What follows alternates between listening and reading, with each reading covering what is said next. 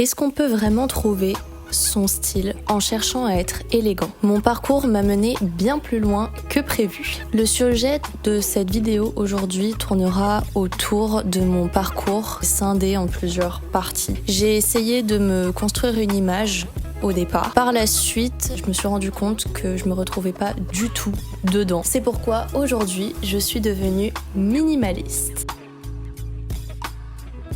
Premièrement, mes débuts dans l'élégance. C'était un déclic initialement par la découverte de la chaîne de Solène, l'élégance à la française, qui m'a tout de suite parlé. J'ai beaucoup apprécié parce qu'au départ, j'étais quand même assez éclectique dans mes goûts en termes de vêtements et je savais pas dans quoi je pouvais me retrouver. J'ai interprété ces vidéos comme un outil de contrôle sur mon image, de protection, d'accès à certaines opportunités, d'avoir un air plus sérieux, etc. Je tiens à dire que je ne blâme pas du tout Solène ni sa chaîne, sachant qu'elle a évolué, sa chaîne. Au départ, vraiment, son contenu m'a beaucoup parlé et je la trouve malgré tout hyper inspirante, etc. C'est juste moi, mon interprétation qui a été peut-être mauvaise au départ parce que j'étais très jeune. Ensuite, il y a eu cette construction de l'image. J'ai eu une certaine connaissance grâce à ces vidéos en partie des matières nobles comme la soie et le coton, etc.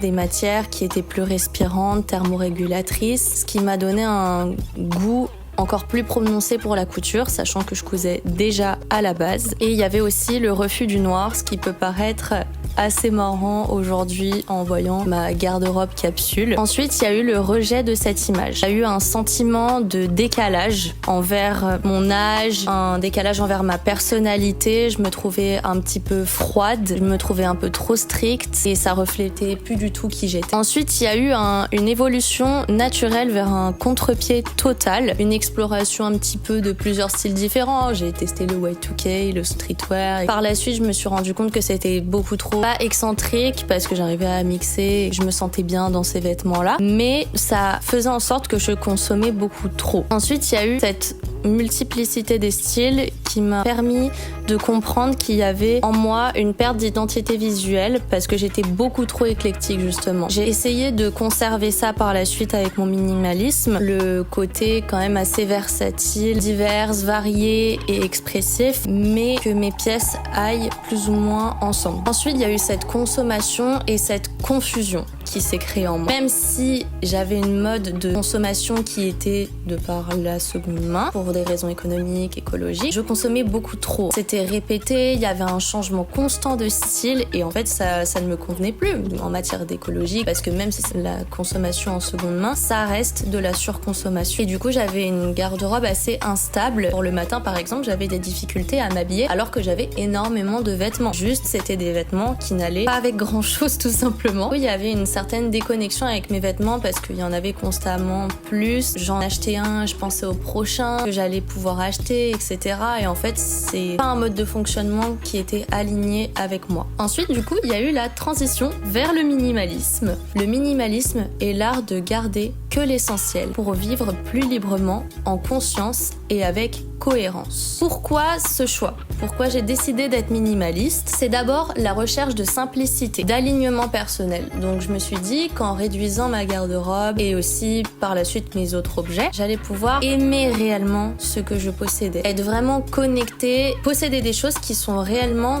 dans mes centres d'intérêt, que j'aime réellement et qui seront du coup de meilleure qualité. Parce que tout ce que j'économiserai et que j'économise actuellement en n'achetant pas des choses de basse qualité en abondance, je gagne ces sous-là pour investir davantage dans des meilleures pièces qui me dureront réellement dans le temps et en moindre quantité. Ensuite, il y a eu ma motivation écologique. Cette motivation écologique, c'est aussi parce que la planète va mal, évidemment, hein, ça on le sait, notre génération est quand même plutôt informée. Simplement, en fait, d'avoir des matières qui sont moins polluantes, par exemple en machine, les matières synthétiques, la plupart d'entre elles sont extrêmement polluantes à chaque lavage. Donc c'est pour ça que je me tourne en seconde main, par exemple, pour des matières, enfin pour la plupart de mes vêtements. Hein. Mais l'avantage de la seconde main, c'est que vu que je prends de la soie ou parfois du cuir, le mal-être animal, je donne pas d'argent aux entreprises qui continuent à faire ça. En revanche, j'ai quand même accès à ces meilleures matières pour le bien-être, comme je vous l'ai dit, parce que c'est thermorégulateur. Et le cuir, par exemple, pour les chaussures ou les sacs, ça tient bien mieux dans le temps. Ensuite, on aura quand même moins de surcharge visuelle, même si là, on peut voir quand même de la décoration, parce que je tiens quand même à avoir des décorations qui me représentent, et avoir un espace autour de moi, sachant que je suis très créative, je suis dans le domaine de la mode, je crée beaucoup, je dessine quand même pas mal,